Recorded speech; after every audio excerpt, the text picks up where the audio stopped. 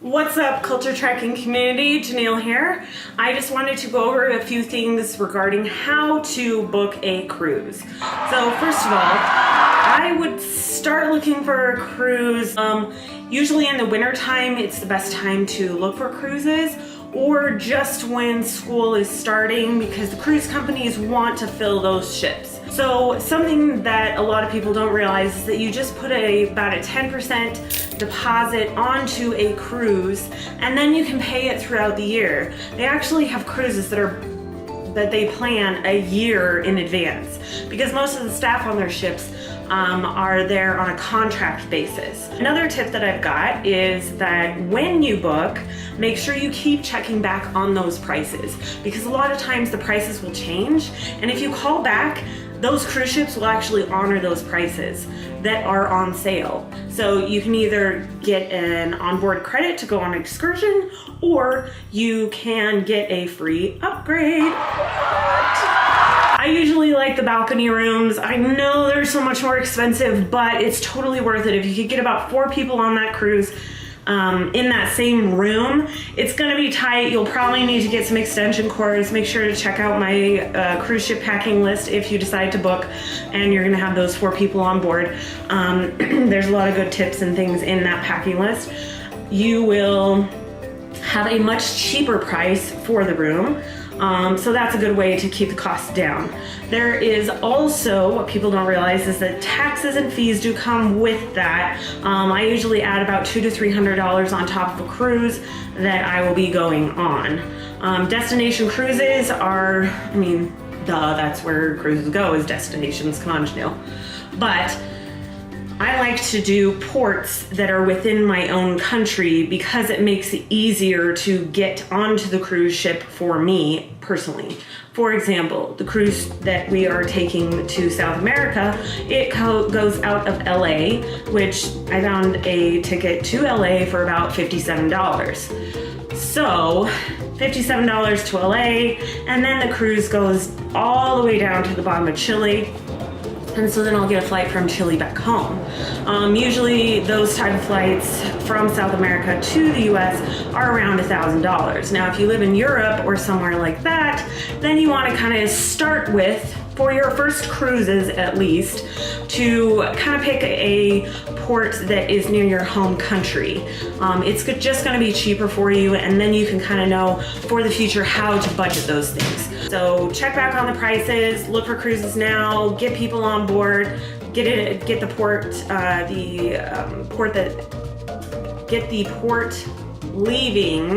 that you're leaving from within your home country.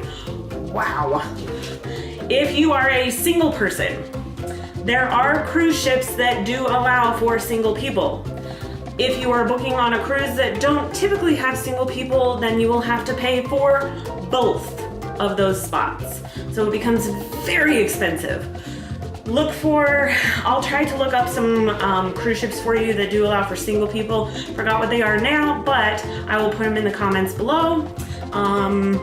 If you have a particular cruise that you would like or are looking at, please comment down below for me, and I will try to look at the best prices for you. So when you actually book your cruise, you have your flight, make sure that you the little tips of the trade that I have for going on an actual cruise ship is go get the soda beforehand. You have to look at the cruise ship's little rules, because sometimes they don't allow you to bring that soda on board. They definitely have restrictions on alcohol, because that's how they make a lot of their money. That's how their staff gets a lot of their tips, is through alcohol and gambling. So just make sure, if you're into that you check their restrictions on that. Some other tips of the trade, like I said, extension cord, check the restrictions on soda and alcohol beforehand. You will have to buy soda packages if you're a Diet Coke drinker or a Diet Dr. Pepper drinker.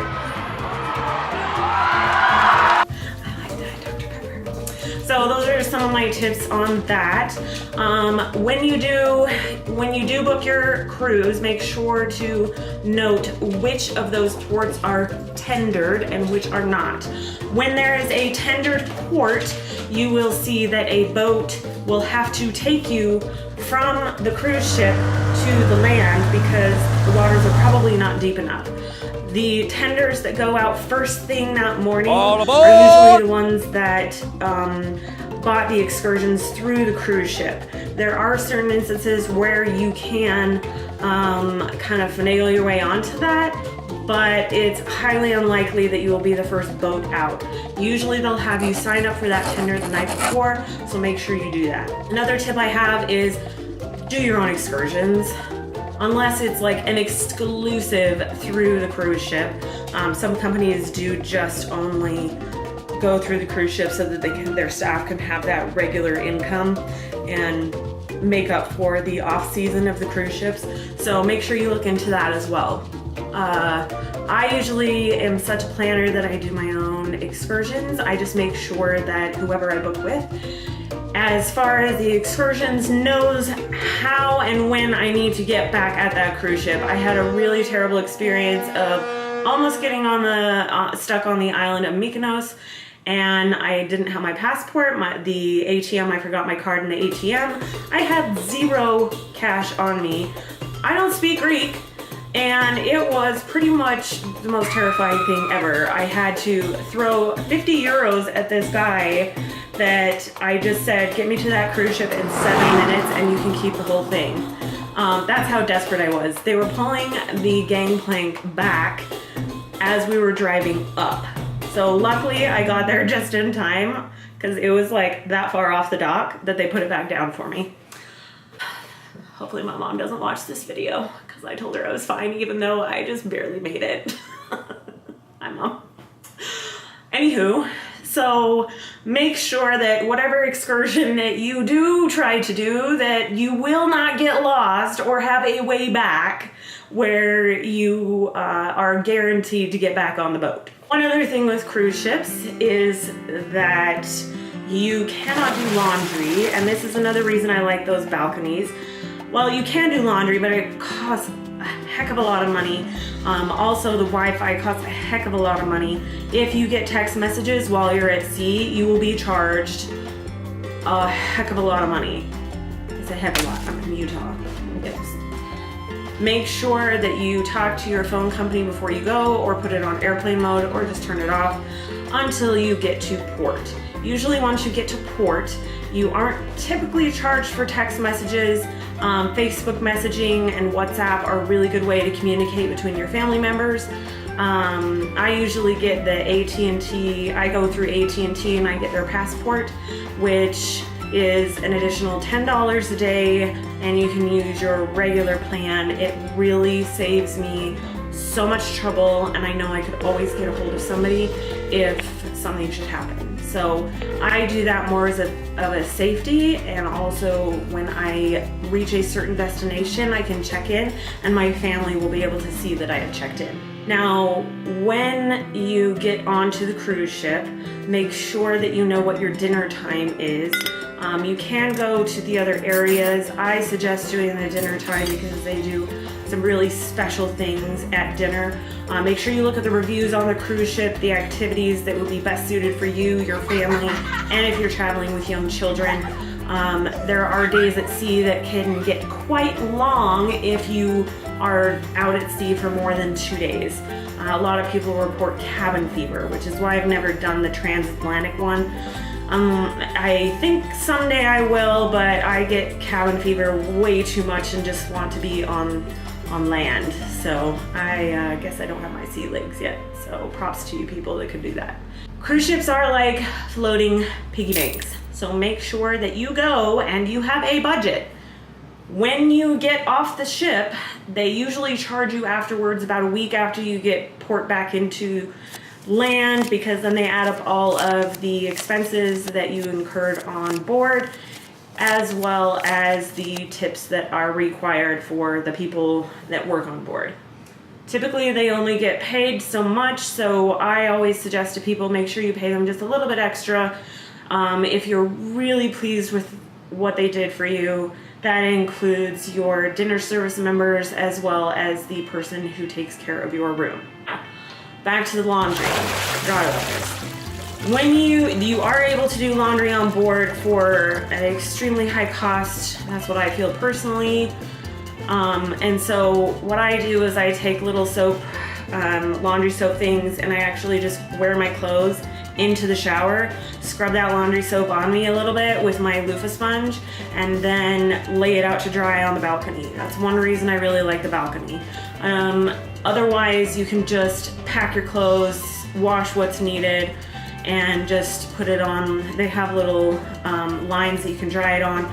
And make sure you leave that bathroom door open, or prop it open, even if there are rough seas, or just put it on the couch or something in the room itself, because it is, if you have an inside cabin, it's really difficult for your clothes to dry. As far as bringing alcohol home or other items home from where you go on your cruise ships, it makes it really difficult to get through customs. You have to fill out paperwork. The line is usually terribly long. If you want to bring gifts home, or people ask you to bring gifts home, just say no, unless it is a dry item that doesn't require you to report it into customs. Those are my tips as far as getting back into the country. If you're like us, where we're going to be going to Chile and then flying back from that destination, cruising in and then flying back from that destination. If you're planning on staying a few days longer, make sure that you check the visas, that you aren't required to get one for that country. If you are, typically you can stay for about 48 hours without having to get a visa, but you'll just have to check those different countries that you go to visit. So go out there, do some research, get that cruise booked. If you have any questions, please make sure to email me at culturetrekking196@gmail.com, and comment below. Let me know you like the video by giving me a big thumbs up, and subscribe for more information on how to make your adventures the best adventures. Happy travels, happy tales, and see you on the flip side. Bye.